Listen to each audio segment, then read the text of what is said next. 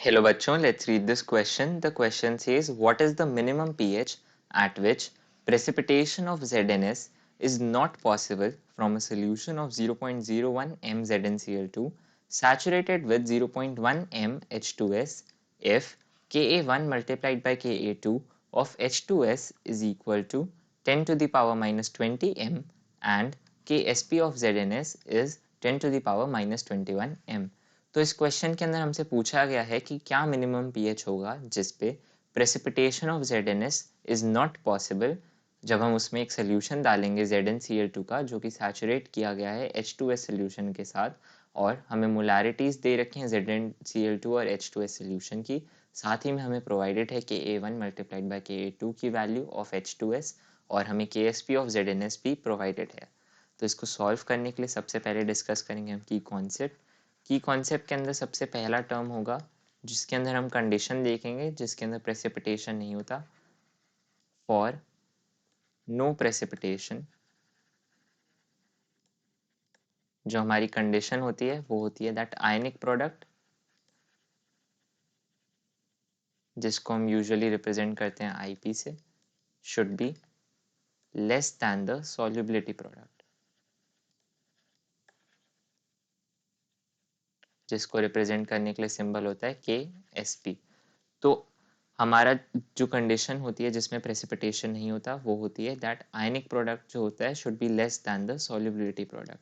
जिस कंडीशन के अंदर ionic product is equal to solubility product यानी कि IP is equal to K S P, उस कंडीशन के अंदर जो सोल्यूशन होता है उसको हम कहते हैं सैचुरेटेड सोल्यूशन।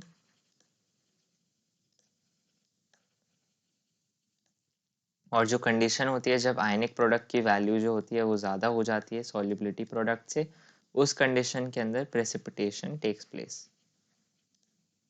Precipitation occurs. तो हमें कंडीशन देखनी है जिसके अंदर ionic product is less than the solubility product या फिर ionic product is equal to the solubility product. तो इन दोनों केसेस में प्रेसिपिटेशन नहीं होगा। सेकेंड कॉन्सेप्ट जो हम देखेंगे वो होता है पीएच का फॉर्मूला। तो पीएच का फॉर्मूला होता है pH is equal to minus of log base 10 of H plus ion concentration. क्योंकि हमें इसमें पीएच की वैल्यू फाइंड करनी है तो हमें ये फॉर्मूला पता होना चाहिए। तो इस क्वेश्चन को सॉल्व करने के लिए सबसे पहले हम ZnS को ब्रेक कर लेंगे, को हम देखेंगे कि उसमें क्या आयनाइजेशन होता है। तो ZnS आयनाइज होकर Zn2 plus plus S2 minus ions form करता है। इसकी कॉन्सेंट्रेशन हम x एज्यूम कर लेते हैं तो यहाँ पे जो आयंस होगी उनकी कॉन्सेंट्रेशन भी x में हमें रिसीव होगी। क्योंकि अब इसमें हमने ZnCl2 सोल्यूशन डाला है तो ZnCl2 भी आयनाइज करके Zn2 प्लस आयंस देगा और 2Cl माइनस आयंस हमें मिलेंगे। ZnCl2 की जो मोलारिटी हमारे पास है वो कॉन्सेंट्रेशन है 10 to the power minus 2 moles. तो Zn2 प्लस जो हमें मिलेंगे ZnCl2 से उनकी मोलारिटी भी 10 to the power minus 2m हो जाएगी और जो हमारे Cl माइनस होंगे वो हो जाएंगे 2 into 10 to the power minus 2m। ये हो गई हमारी कॉन्सेंट्रेशंस।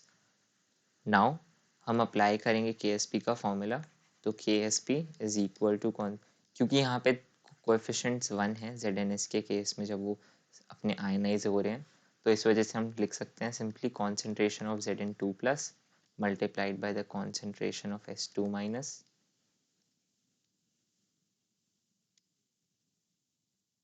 यहाँ पे Zn2 प्लस की जो मेजर कॉन्ट्रीब्यूशन होगा वो हमारे ZnCl2 के आयनाइज होने से आएगा क्योंकि 10 to the power minus 2 would be greater than the value of x। तो हम लिख सकते हैं के की वैल्यू हमारे पास गिवन थी, उसको हम सब्सटीट्यूट कर देंगे 10 टू द पावर माइनस 21 से। Zn2 प्लस की हमारे पास जो कॉन्सेंट्रेशन है वो 10 टू द पावर माइनस 2 है। यहाँ से हम S2 माइनस आयंस की कॉन्सेंट्रेशन निकाल लेंगे जो कि हमारे पास हो गई 10 to the power minus 19।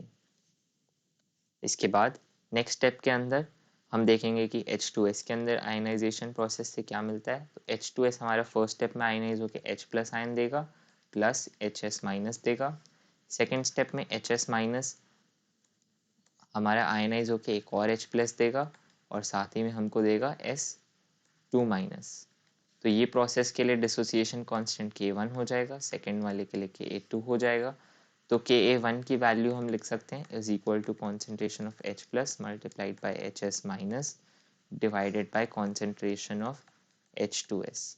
Similarly Ka2 के लिए हम वैल्यू लिख सकते हैं Ka2 is equal to concentration of H plus multiplied by concentration of S2 minus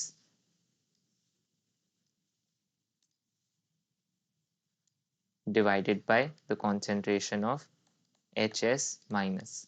तो हमें गिवन थी value Ka1 multiplied by Ka2, तो हम यहाँ पे लिख देंगे Ka1 multiplied by Ka2.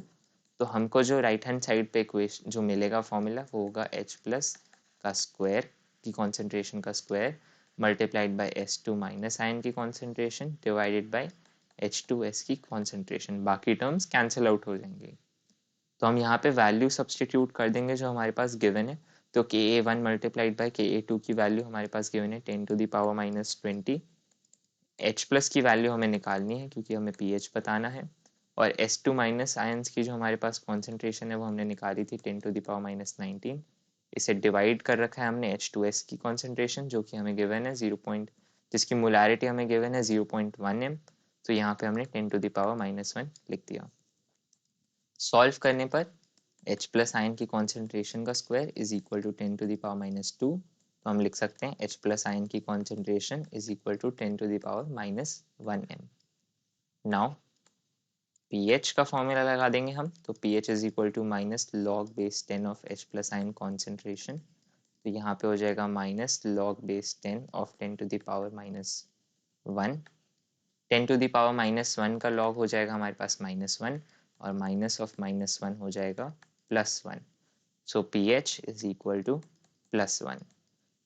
So plus 1 is the minimum pH जिस पे हमारे प्रेसिपिटेशन नहीं होगा. So the final answer is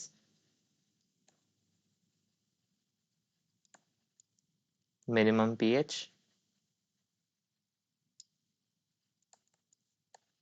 for no precipitation